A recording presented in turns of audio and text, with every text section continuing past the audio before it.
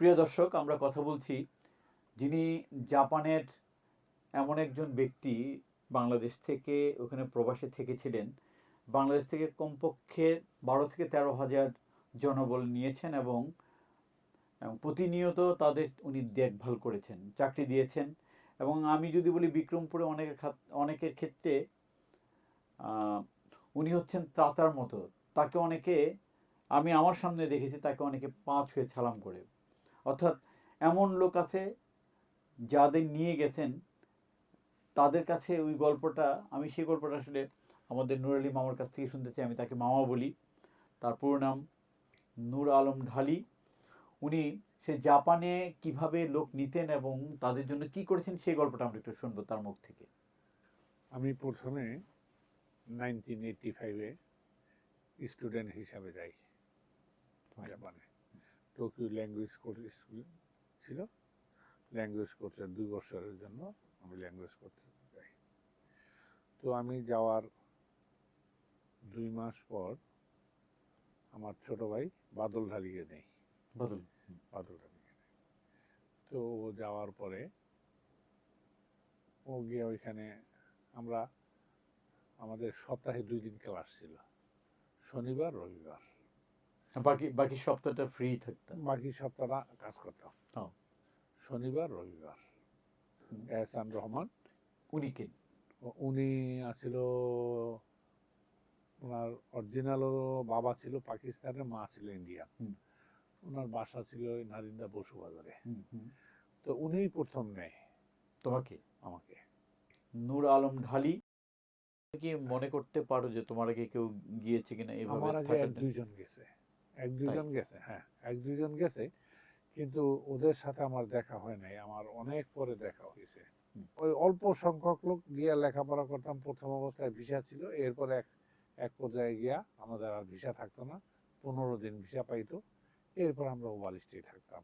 মানে কেন মামা ভিসাটা বন্ধ করলো কেন? ভিসা দিতই না, এখন তো পরে এই পলিটিক্যাল শেল্টার দিছে।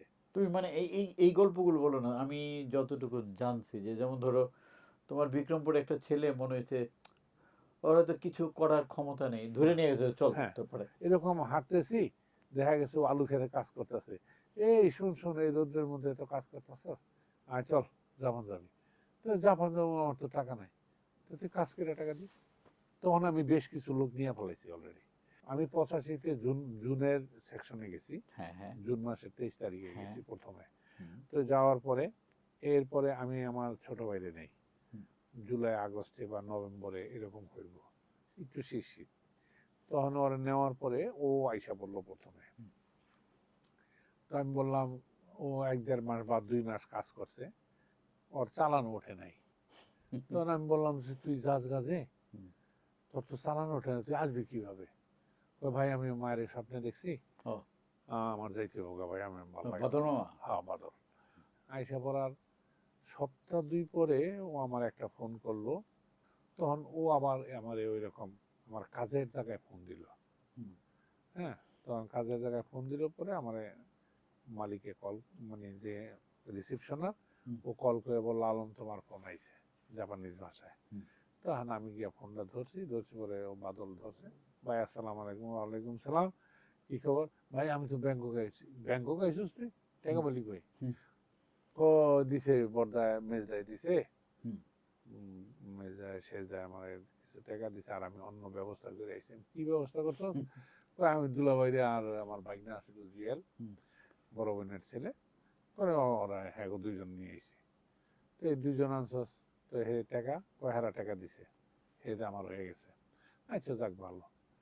তো ভাই এখন আমরা উঠুন কই? আমি কই উঠুন? তো আমরা ওইরকম 4-5 জন একটা বন্ধু একটা ঘরে থাকি, ওদের কোম্পানি ঘর দিছে। বললাম ওই ঘরে যা। তখন টুরিস্ট ভিসা ছিল, ঢুকলেই হয়তো হুম। 15 দিনের দিত, কারোর 3 মাসের দিত। হ্যাঁ, এরকম সিস্টেম ছিল। ওভার স্টে করলে কি ওরা কি পাঠাই দিত যদি ধরা পড়তা? যদি ধরা পড়তো পাঠাই দিত, পাঠাই দিত না? পাঠাই দিত, টিকিটটা দিলেই দিয়ে দিত। না, দিয়ে দিত না? হ্যাঁ পাঠাই দিত। আবার 15 দিন পর আবার দিত, নাম চেঞ্জ করে দিত। এরকম কইরা ও আবার কিছুদিন পরে এই এই 2জন বললো যে ভাই আমি দুলাভাইরে আর বাইকনারে লয়ে যাম নে, চাকরি দিয়ে দিম নে, এই 2জন লোকের আপনি একটু কাজ কাজ দিয়ে দিয়েন। আমি বললাম, ঠিক আছে। তো ওই দুজন লোকের আমি কাজটা দিলাম, স্কুলে ভর্তি করে দিলাম ওদের। শুরু হয়ে গেল পরে ও করলো কি, আবার 15 দিন বা 1-1.5 মাসের মাথায় ধরো ওখানে ওদের কাজ হয়ে গেল, ও আবার আয় বসে বললে বাবারের স্বপ্ন দেখছি, আবার আয় পড়লো। তো আবার আয় পড়লো পরে ভালো। এখন কিছুদিন পর আবার ফোন দিছে, ভাই আমি আয় পড়ছি। আমার এসেছে ও ইন্দি মেন টাইম ওই যে দুলাভাইরার বাইকনারে যেখানে কাজ দিলাম, জুয়েলে ওরা তো ভাষা জানে না, ওকে মালিকে বলতেছে, মামা মালিক জানে কি কথা বলবো আপনার সাথে, একটু কথা বলেন।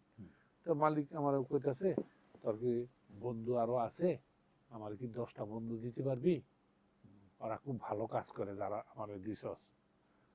আমি বললাম হ পারো। কবে দিবি? আমি বললাম যে 7-8 দিন সময় লাগবে।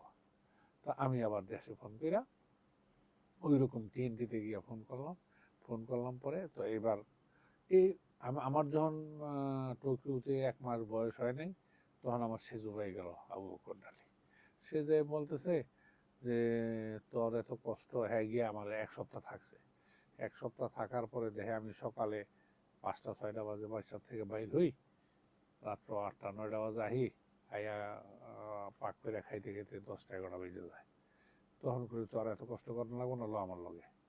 তো আমার একটা পার্কে ডাইকা নিয়ে বসলো, বৈশা বলতেছে চল দেশে যাঙ্গা, তুই এখানে কত বেতন পাস? আমি বললাম 25 থেকে 30 হাজার টাকা পাই। 30 হাজার টাকা তুই মাসে দোকানের থেকে বেতন নিয়ে নিবি, আর তুই দেশেই থাকবি, তোর এত কষ্ট করানো লাগবে না। শীতের দিন আসছিল, তো জুনের থেকে শীত এসে পড়লো আর কি, নভেম্বর একটু একটু শীত। তো পার্কে বই ওখানে হ্যাঁ কান্দে আমার লুয়ে পড়বো, আমি কান্দি আমি যাব না।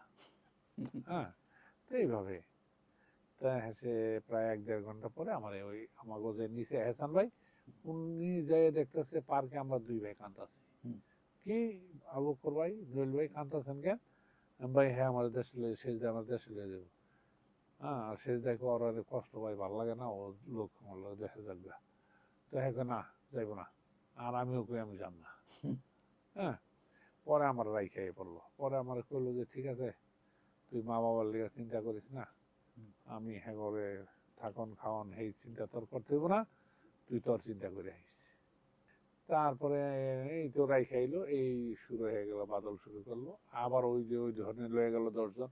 তো সেজু ভাই এই ফাঁকে 10 জন আবার ঢুকছে, আবার বাদল আবার লয়ে গেছে আরো 10 জন। এরকম করতে করতে এই যেমন এই শুরু হয়ে গেল। মানে শেষ করলে কবে গিয়ে? 89-তে, 89 বোধ হয় ডিসেম্বরের 25শে ডিসেম্বর বন্ধ হয়ে গেল ওডেনটি।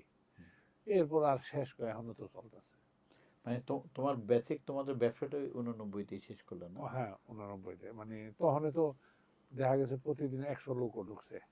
এক একটা ফ্লাইটে 10 জন করে দিয়ে দিছি, 100 হয়ে গেছে। তো 100 লোক, $1 লাখ ঢুকছে ডেলি জাপানে। তো ওই কাজ টাজ দিয়ে যেই টাকাটা বাঁচলো ওই টাকাটা আবার দেশে পাঠাইতে হইতো, এরকম করে চলছে। তো কখনো বিপদ হয়নি ওদের নিয়ে? কখনো ধরো যে একটা 10 জন বা 20 জন নিয়ে গেছো, ওদের চাকরি দিতে পারো নাই? না, মানে এরকম চাকরি দিতে পারি না এরকম না, চাকরি টাকরি সবাই দিছি, কিন্তু সময় লাগছে হয়তো কখনো বলো। হ্যাঁ। এরকম হয়েছে যেমন একটা টাইমে আমি একটা চায়না থেকে আমার 30 জন লোক ছিল একই ফ্লাইটে। এই 30টা লোক আমার চায়নায় আমি রাখছিলাম 3 মাস 5 স্টার হোটেলে। এটা আমার ব্যয়বহুল গেছে, এরকম প্রায় মাইল খাইছি, তাতে করে 3-4 বার এরকম একটা মাইল হয়েছে। মানুষের উপকার হোক।